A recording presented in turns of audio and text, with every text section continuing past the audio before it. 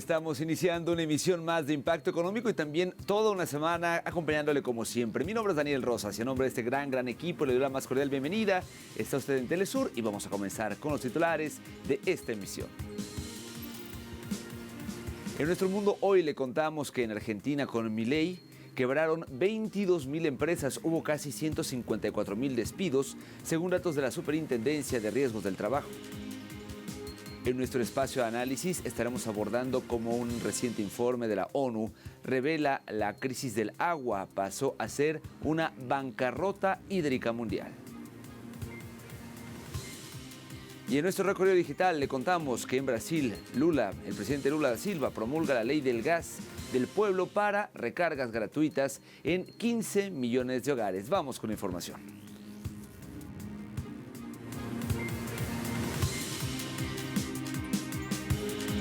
Iniciamos con el detalle de la información, como la adelantaba. Arrancamos en Argentina, ya que nuestro mundo hoy habla de que en solo 2 años de gobierno de Javier Milei, el país perdió ya más de 22.000 empresas y cerca de 154.000 trabajadores formales quedaron desempleados. Esto según los datos oficiales de la Superintendencia de Riesgos del Trabajo y la Seguridad Social. Solo hasta noviembre de 2025 cerraron casi 10.000 compañías, siendo la construcción, la industria manufacturera y el comercio los sectores más golpeados. Las cifras muestran además una fuerte caída en la cantidad de empleadores y trabajadores registrados, mientras crece el número de personas que dependen de la prestación por desempleo, alcanzando en diciembre el nivel mensual más alto del año. La provincia de Buenos Aires concentra la mayor cantidad de despidos, seguida por Santa Fe, Córdoba y la capital del país, aunque el Ejecutivo impulsa una reforma laboral bajo el argumento de combatir la informalidad. Diversos analistas advierten que las políticas de ajuste y de regulación han debilitado el tejido productivo y profundizado la precarización del empleo en Argentina.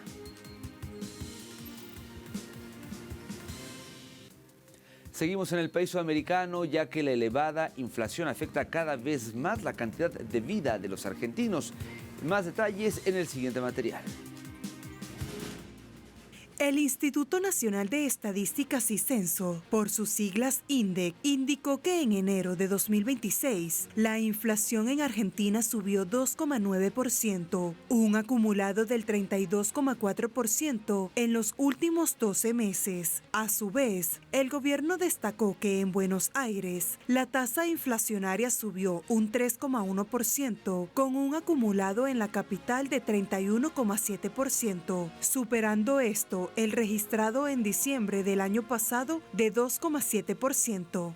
En el mismo mes, los alimentos y bebidas no alcohólicas aumentaron un 4,7% y los restaurantes y hoteles un 4,1%. Asimismo, la educación registró un aumento del 0,6%, seguido de prendas de vestir y calzado con un 0,5%.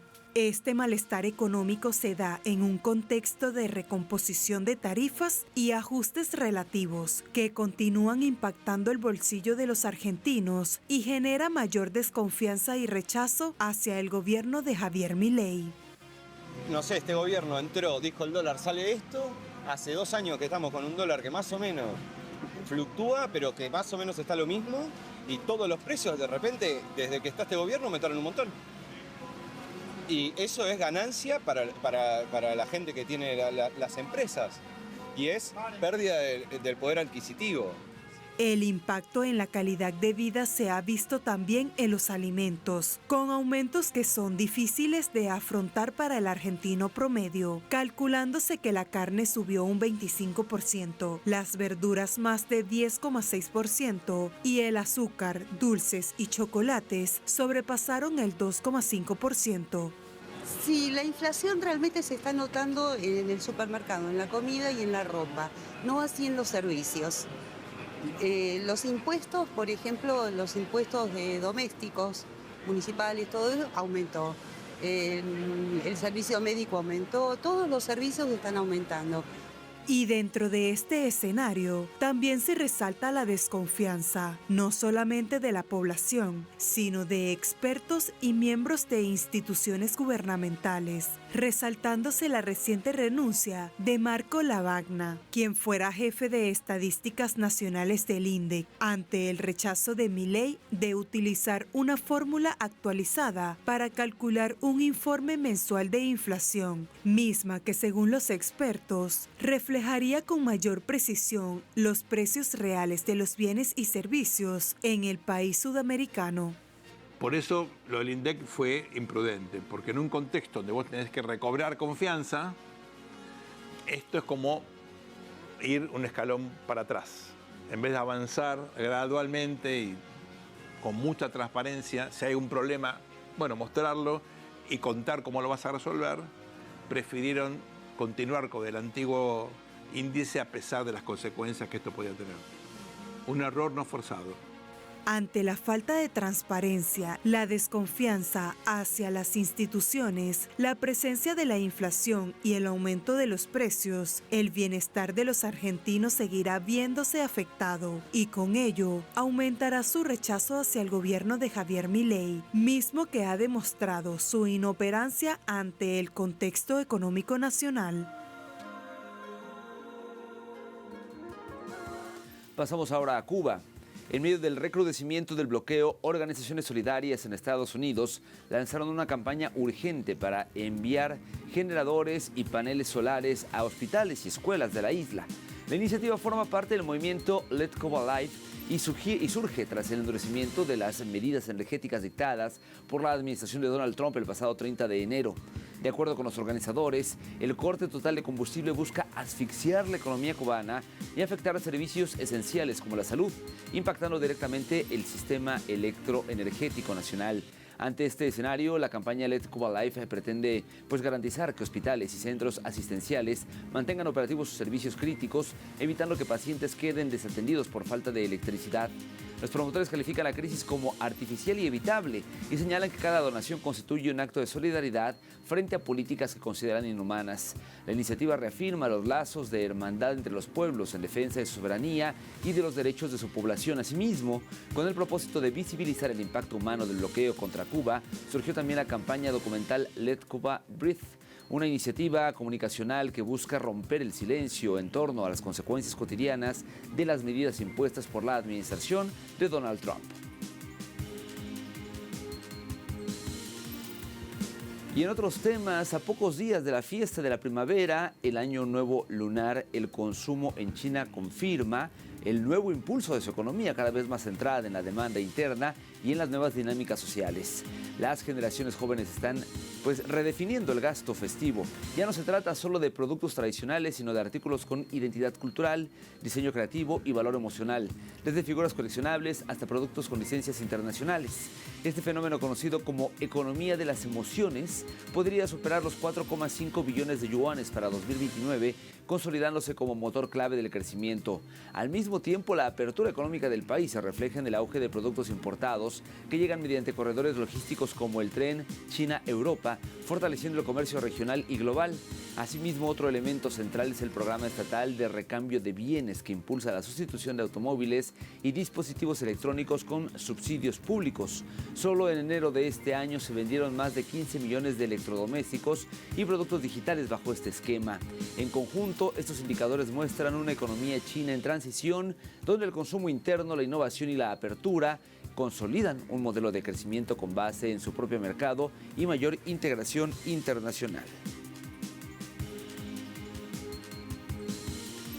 Y precisamente hablando del gigante asiático, científicos utilizan inteligencia artificial en el mejoramiento de semillas de arroz. Expertos en mejoramiento de arroz e ingenieros en inteligencia artificial trabajan arduamente para cruzar arroz índica y japónica con el objetivo de producir una variedad de mayor calidad.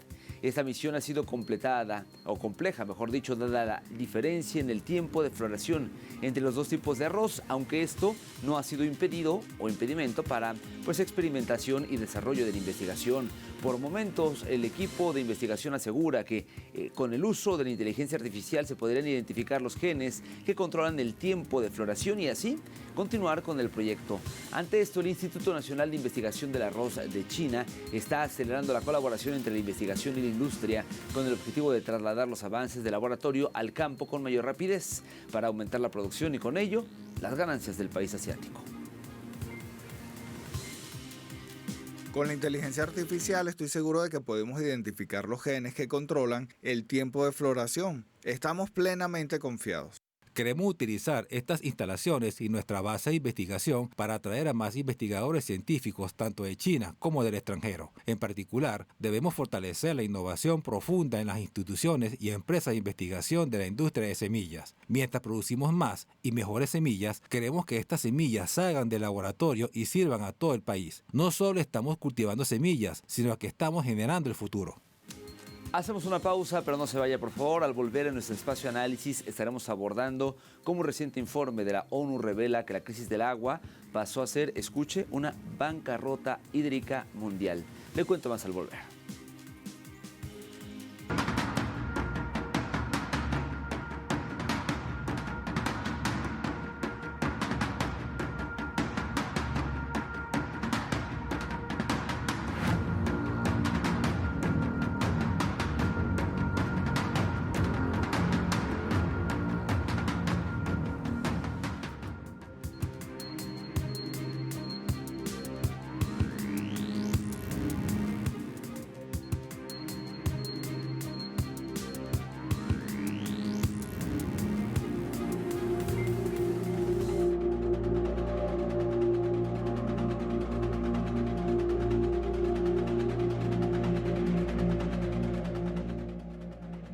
Debemos actuar porque la bancarrota hídrica es un problema de justicia y seguridad.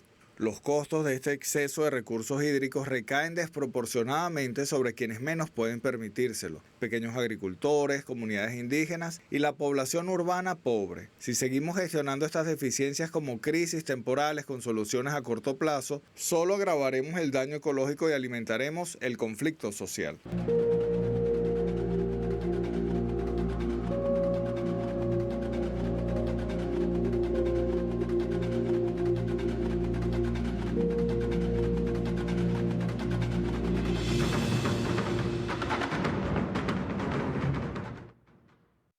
La crisis del agua ya es una bancarrota hídrica mundial.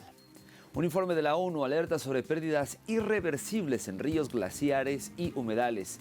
Más detalles en el siguiente material.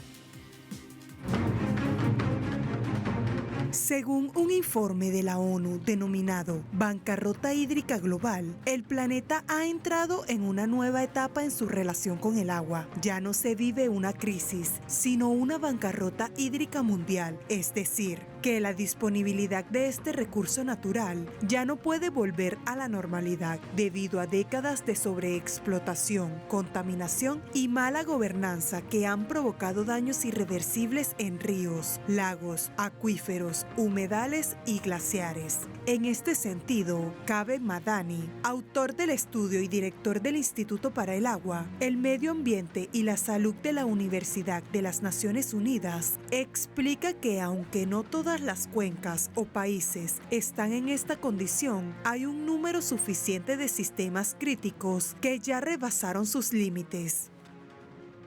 Este informe, publicado con motivo del 30 aniversario de UNO INWET, declara que el mundo ha entrado en la era de la bancarrota mundial del agua y exige un cambio fundamental en la forma en la que la comunidad mundial entiende nuestro recurso más vital, el agua.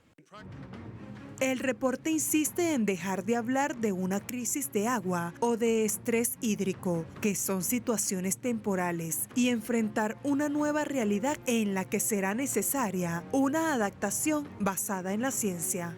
Lo que documentamos en este informe es una realidad diferente que emerge en muchos lugares. Observamos un estado de falla persistente donde los sistemas hídricos ya no pueden volver a sus valores históricos. A esta situación la llamamos bancarrota hídrica global. En la práctica es la combinación de insolvencia e irreversibilidad. La insolvencia significa que estamos extrayendo y contaminando más allá de los flujos renovables y los límites seguros de agotamiento. La irreversibilidad significa que hemos dañado partes clave del capital natural relacionado con el agua: acuíferos, humedales, suelos, ríos, lagos y glaciares, de maneras irreversibles en términos realistas a escalas temporales humanas, o que su restauración sería prohibitivamente costosa. El diagnóstico viene acompañado de cifras muy claras. La mitad de los grandes lagos del planeta ha perdido agua desde principios de los 90. Más de 410 millones de hectáreas de humedales han desaparecido y cerca del 70% de los principales acuíferos muestra un declive a largo plazo. Casi 4.000 millones de personas viven cada año al menos un mes con escasez grave de agua, y los daños de las sequías se estiman en unos 307.000 millones de dólares anuales. De igual manera, el informe de la ONU calcula que 3 de cada 4 personas viven en países con inseguridad hídrica y que unos 2.000 millones habitan sobre terrenos que se hunden por la sobreexplotación del agua subterránea. El informe de la ONU, de hecho, sostiene que hay actividades y regiones del mundo en donde la bancarrota hídrica ya está pasando factura e impacta a las poblaciones más vulnerables. La agricultura es de las actividades más afectadas por la bancarrota, ya que representa más del 70% de la extracción mundial de agua dulce, proporcionando alimento, empleo y medios de vida estables para miles de millones de personas. De acuerdo con el estudio, unas 3.000 millones de personas y más de la mitad de la población mundial de alimentos, de la producción mundial de alimentos, se encuentra en regiones donde el almacenamiento de agua está disminuyendo o es inestable. La actividad se vuelve más compleja cuando más de 170 millones de hectáreas de tierra de cultivo, que equivalen a la superficie de toda Francia, España, Alemania e Italia, se encuentran bajo un estrés hídrico alto o muy alto, lo que se traduce en inseguridad alimentaria, desempleo y también pobreza.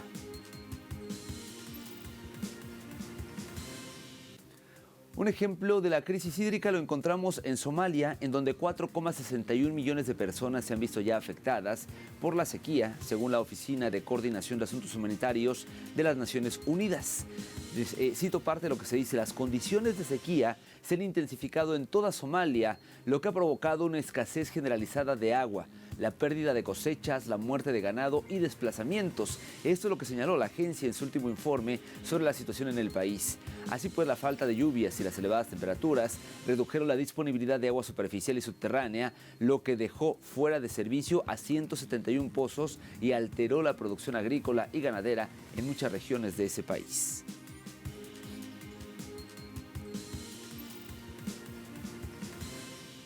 Y en paralelo, la crisis hídrica también viene dada por acciones genocidas. Un ejemplo de ello lo vemos, por supuesto, en Palestina, específicamente en la ciudad de Gaza.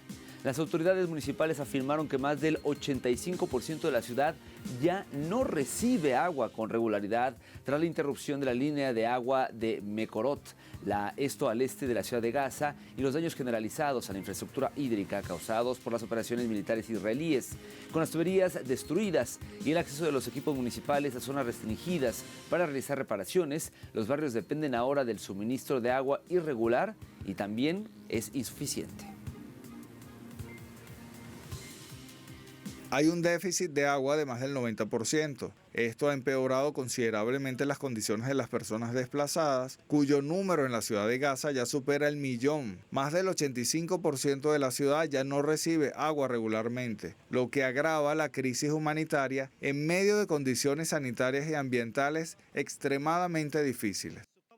Estamos sufriendo mucho por la falta de agua. Solo recibimos 1 o 2 vasos cada 5 días. 1 o 2 camiones cisterna no son suficientes. En la zona de Yarmouk nos enfrentamos a una grave escasez de agua e incluso de agua potable básica.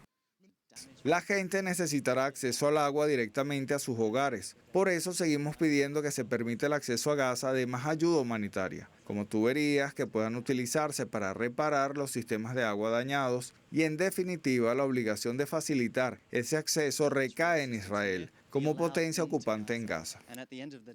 Con esa información llegamos al momento de hacer una segunda pausa en esta emisión, pero no se vaya. Al volver, como parte de nuestro recorrido digital, le contaremos sobre Brasil. El presidente Luis Ignacio Lula da Silva promulga la ley del gas del pueblo para recargas gratuitas en 15 millones de hogares. Volvemos con detalles.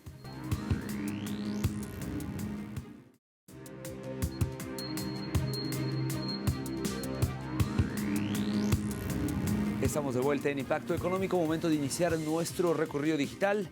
Arrancamos con La Jornada, portal que nos muestra el siguiente titular.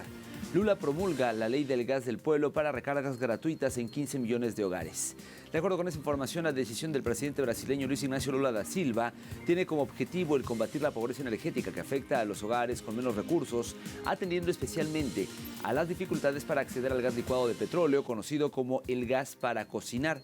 Indicó que la iniciativa implicará a los ministerios de Minas y Energía y de Desarrollo y Asistencia Social, Familia y Combate al Hambre, así como la entidad financiera pública Caixa Económica Federal, y afirmó que para marzo del presente año el programa alcanzará aproximadamente a 15 millones de familias que están inscritas en el Registro Único de Programas Sociales del Gobierno Federal. Pasamos al portal Europa Press, que nos muestra el siguiente titular. Japón creció un 0,1% en el cuarto trimestre y un 1,1% en 2025. Este crecimiento contrasta con las expectativas del consenso de analistas que esperaban un rebote del 0,4% de manera trimestral. Indicó que entre octubre y diciembre del año pasado el consumo de los hogares aumentó un 0,1% trimestral después del alza del 0,4% entre julio y septiembre, mientras que el consumo gubernamental creció un 0,1%. Las exportaciones restaron un 0,3% después de caer 1,4% y las importaciones bajaron 3 décimas luego de una disminución de un 0,1% en los 3 meses anteriores.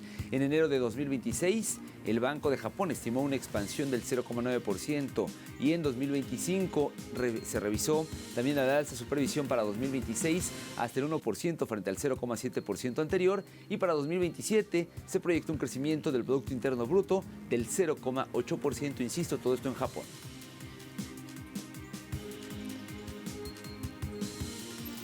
Finalizamos con TV Brix para ver el siguiente titular. Irán amplía las exportaciones de pistacho y llega a 67 países. El Ministerio de Agricultura de Irán informó que el país exportó durante los 9 meses del actual año del calendario iraní, iniciado el 21 de marzo, cerca de 100.000 toneladas de productos derivados de pistacho por un valor total de 730 millones de dólares estadounidenses. Destacó que los principales destinos fueron India, Emiratos Árabes Unidos, Rusia, Kirguistán, Kazajistán y China. Y el Ministerio y la Administración Aduanera enfatizó que en las exportaciones se incluyeron pistachos con cáscara, almendras peladas y productos relacionados.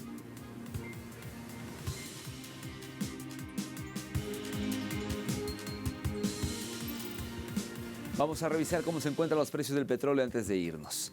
El West Texas Intermediate marcó un precio de $62.76. Eso representa un alza de 1 centavo de dólar. En el caso del barril del Brent, el de referencia en Europa, también tuvo un alza, en este caso de 8 céntimos de dólar, al marcar un precio de 66,68. Finalmente le comento que el crudo promediado por la OPEP quedó sin cambios al mantenerse en $63.66 por barril. Llegamos así al final de esta emisión. Como siempre, gracias por iniciar la semana con nosotros. Recuerda que en telesurtv.net hay más información, al igual que nuestro canal de YouTube, nuestras cuentas de redes sociales, particularmente en X. Le invito a seguirnos. Nuestras cuentas son @TelesurImpactoE y @DanielTelesur. Me despido por ahora, pero nos vemos más adelante con más de Impacto Económico. Hasta entonces.